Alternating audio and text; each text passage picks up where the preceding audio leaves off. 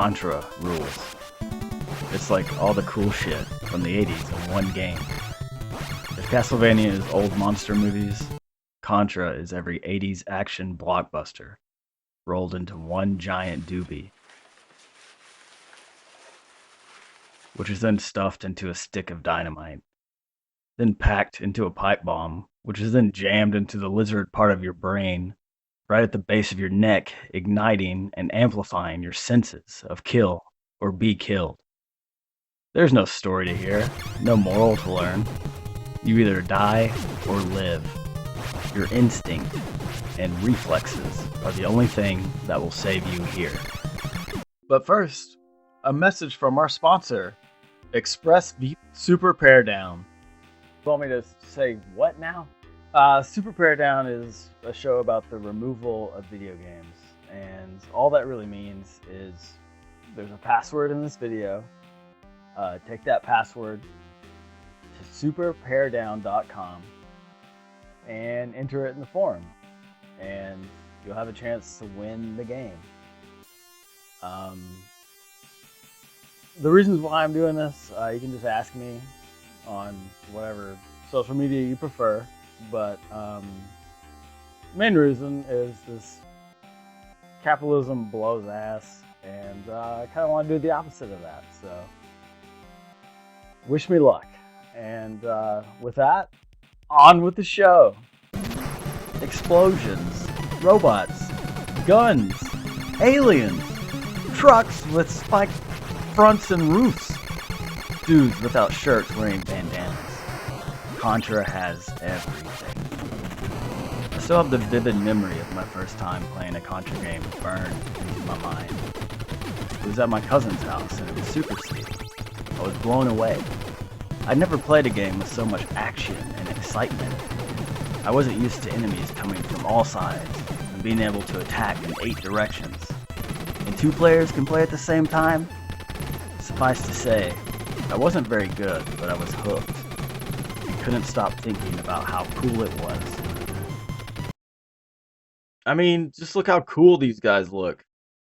Scary, too. These guys look like maniacs. Contra is one of those games everyone should try at least once. Like it should be required in every high school in order to graduate or something. The teacher pulls out the dusty-ass TV on a cart, and if you can't beat the jungle stage, you have to go to summer school or something. Or like, if you need marriage counseling, the therapist just makes you play Contra with your partner and evaluates you from there.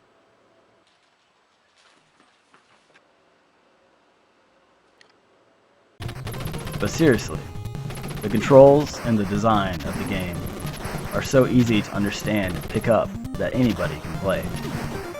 Need to shoot up and right, push up and right, and press the shoot button. Contra plays like you think it should, and you don't even have to think about it. Just point and shoot, jump when you need to, and survive. So you start out with a basic rifle that pretty much fires as fast as you can press the button. You need to get good with this gun because you'll be using it a lot. Every time you die, you'll lose your current weapon and be stuck with this shit. Pick up an M and you'll be blessed with a machine gun. Just hold down the button and you'll be spraying bullets all over the place. The flamethrower is a wacky weapon. It fires in a bizarre oval-like pattern and seems pretty powerful, but the odd firing pattern brings it down a few notches. I would love to know the mathematical formula behind these projectiles' flight patterns. The laser is bad, but not as bad as most 80s kids will tell you it was. Only one laser beam can be on screen at a time, and the current one will disappear as soon as you fire another one. It takes a while to get used to, and you have to be really accurate with it, but it's quite powerful and can bring down bosses really quick. The spread gun is amazing. Having this gun will truly make you feel as though you've transcended into the next plane. Your current mode of existence will slowly fade away as you become closer to a god than human. to meditate on the beauty of the spread gun often. But anyway, you barely have to aim this thing. Just shoot in the general area of a bad guy, and he'll die. Losing this gun can hurt pretty bad, so make arrangements in advance how you'll handle the loss. Also, there's the R, which I always thought stood for rate of fire, but I think actually stands for rapid fire. This makes your bullets travel faster, which is pretty cool if you're into that kind of thing, and works with every gun except the laser. Many call the S and R power-ups together spread and rapid, but I prefer to call it street ready, because with an S and an R, you'll be ready for anything.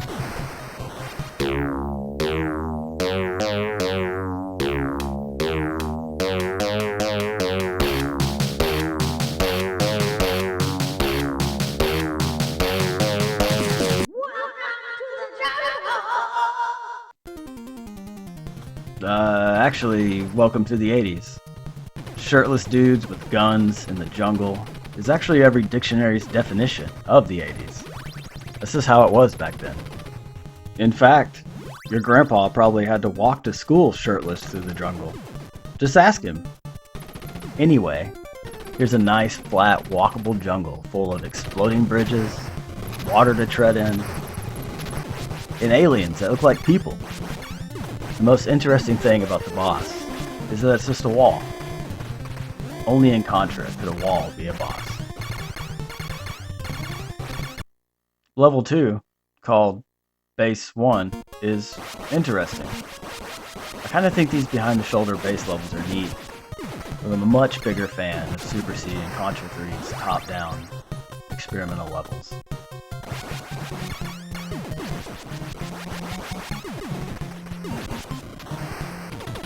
This electric beam will shock you, but not kill you, so be careful accidentally pushing up in these levels.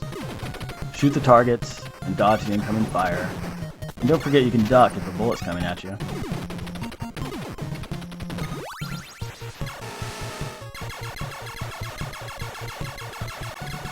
The boss, of which is another wall, and who I just found out is called Dharma Kilma, is kind of,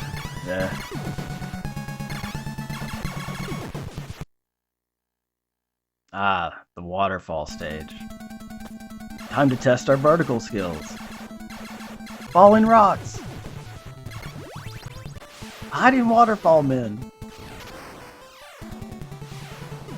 Platforming.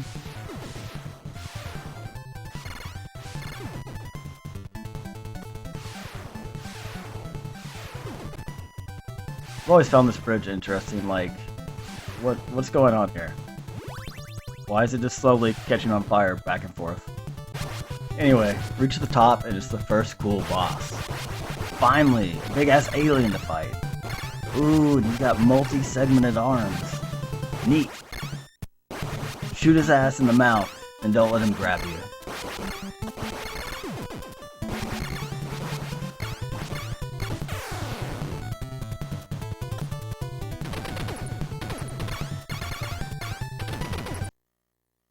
Yay, another base level. This time called Base 2.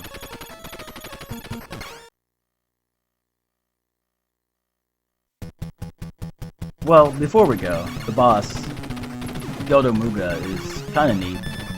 It's the first time you get to see these goofy-ass winged humanoid guys. And I've always been a huge fan of them.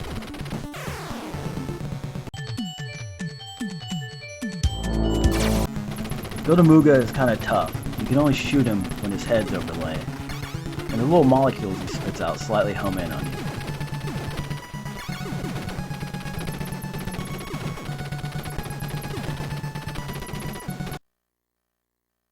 The snowfield is pretty tough.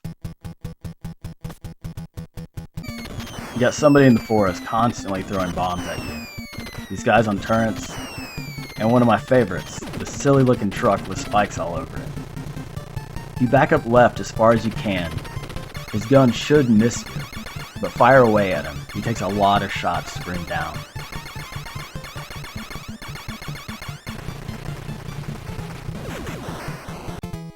The boss, Guldoff, It's pretty easy with a decent gun. Onto the energy zone.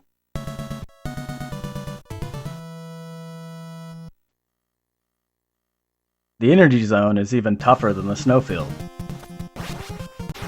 All these flames coming out from everywhere. It's hard to make it out alive.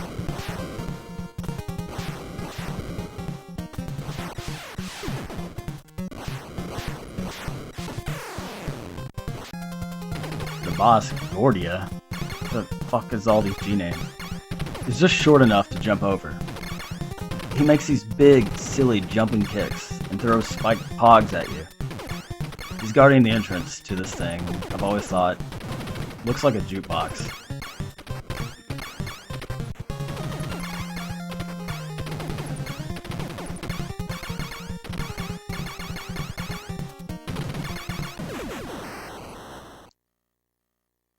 I love the hangar level. I love the silliness of giant spike walls coming out of the ground. They kill me and make me laugh at the same time.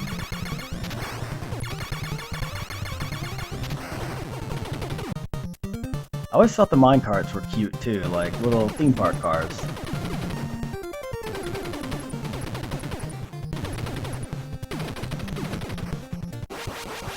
Some of these spike plungers have a pattern to them, but others, I have no idea.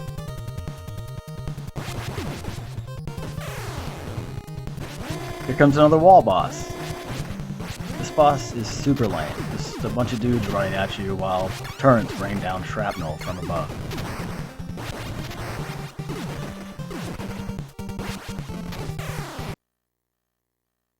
Finally, the alien's lair. The House of Alien. I love the colors in this level, especially for an NES game.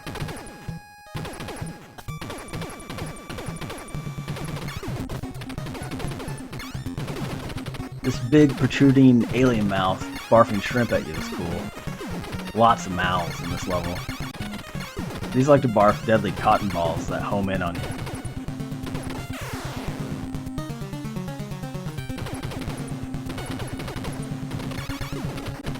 Hey look, facehuggers, I mean boogers, buggers? I wonder if the buggers in Gradius 2 are the same as these, and if Gradius and Contra happen in the same universe.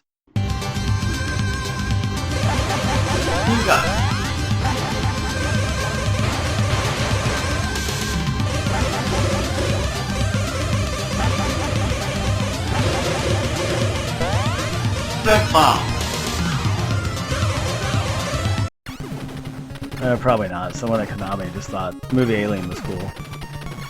Anyways, further along, you'll find the still beating heart of that alien barfing shrimp from earlier. We're still making aliens, let's kill it!